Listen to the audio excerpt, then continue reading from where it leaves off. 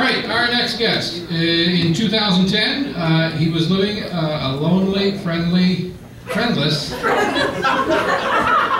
write it, not me. It's not me this time, Flip. Okay. He was living a lonely, friendless, unloved, single life in Richmond Hill. Yeah, but all that's changed now that he lives in Toronto. Hey guy, please welcome Sandeep Dhanjani.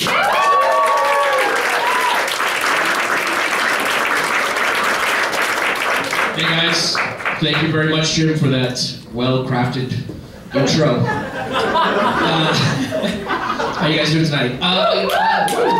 I recently got back from a trip from Thailand, and one thing I realized when I was in Thailand is, in a country with a lot of poverty and disparity and a strong purchasing power of a dollar, I'm a pimp.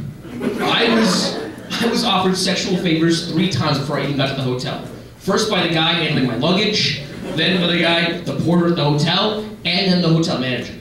3 prostitutes later, I was exhausted. But, I mean, there's definitely more people giving out hand jobs than making cars in Thailand.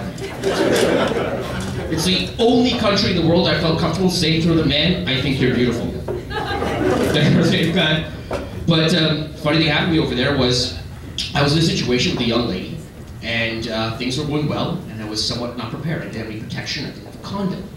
So I had to go to a buddy of mine. I'm like, listen, can I bum a condom off? He's like, dude, of course, I'm your friend, I want to support you. There's only one problem. I use magnums. And I'm like, what a dick to assume his penis was bigger than mine. You should have given me the condom, should have struggled with the girl, left her unsatisfied, got an STD, died in my early 20s, and walked out with a little bit of dignity. I'm actually 29 and I'm turning 30 this year, and it's really scary. Ooh, yeah, that's great. Yeah, I mean, that kind of sucks. Thanks for bringing that up. But the thing is, I've seen so much change in my life alone. I remember one thing that's made a dramatic change is pornography. Porn you can watch on your mobile device now, guys. Has anyone here been like, you know, I'm gonna 4G this up because the internet's down? Anyone? No one's gonna admit to that right now, dude? But back in the day, you know, you'd have to set up your porn download before you go to school and be like, I will see you in 8 hours, Pamela and Tommy Lee. You know? Then you get home and the download's fucked up because your mom picked up the goddamn phone. And I'm like, I had a whole afternoon planned around this. What the hell? Now, come on, you guys have seen a Pamela and Tommy video. Anyone here not seen it? Okay, there's one person right there. I'll show it to you. I've got it on my phone. But I recently started online dating. And obviously every comic has done this bit, and you're going to hear it again.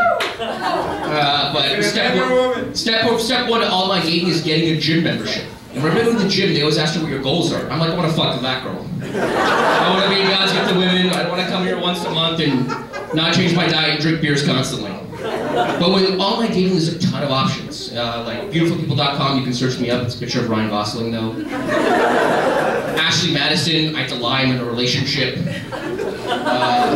Shoddy.com, my parents are constantly forwarding me resumes from there. It's turned into spam in my email box. eHarmony, I got a stalker. They're like, the computer told us we're meant to be together. ChristianMatch.com, find God's match for you. If anyone tells you they got an insight line to God, you should stay away from that person, guys. Safety tip.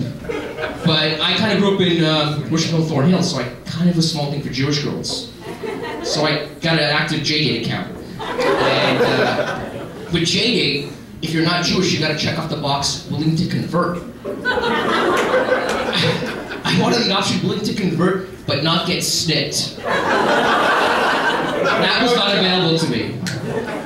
But recently I met some girl on one of these sites, and I was in her bedroom, and she was away for a second. I'm like, you know what? I want to look into her bedside table to see what she's into sexually. You know what I mean? If you get my drift.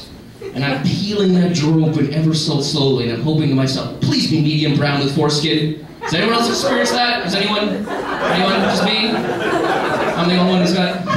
That's a strong visual of my penis, sir. I'm well aware. I can see it in the eyes. You can't, that's my Cinderella slipper right there. You must be Cinderella, you know?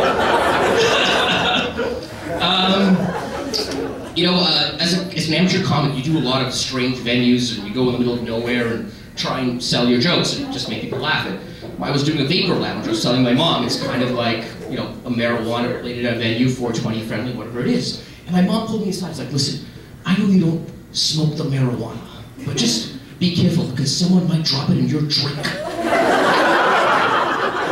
I was like, I have never loved you so much in my life, Mom, at this moment.